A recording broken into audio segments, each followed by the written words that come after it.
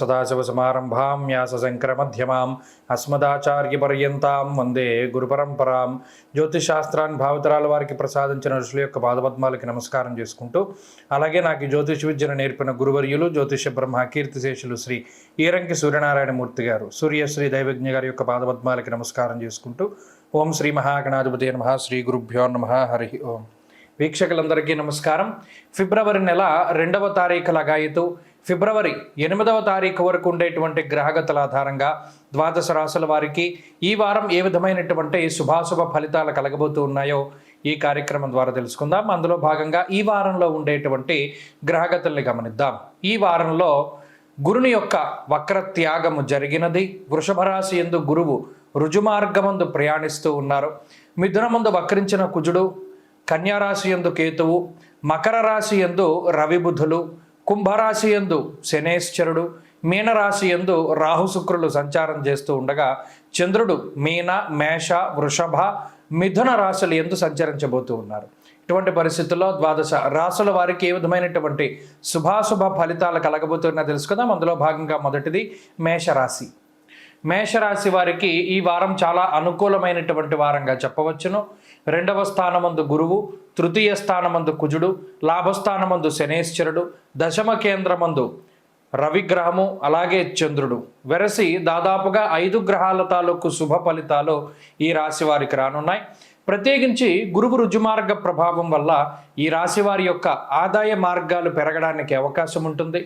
ఆర్థిక పరమైనటువంటి ఎదుగుదల ఉంటుంది.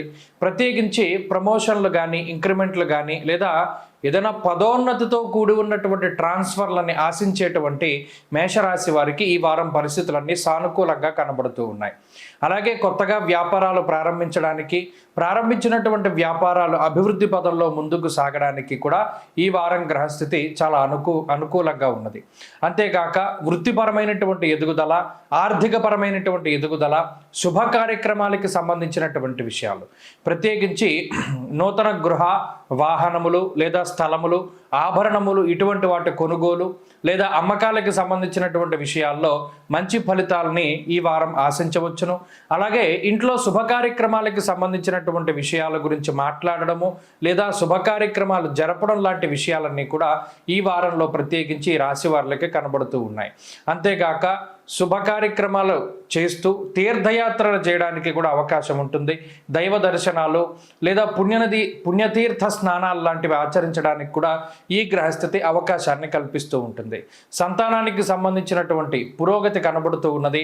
అలాగే ఈ వారంలో ప్రత్యేకించి ఆరోగ్యపరమైనటువంటి ఎదుగుదల ఉంటుంది.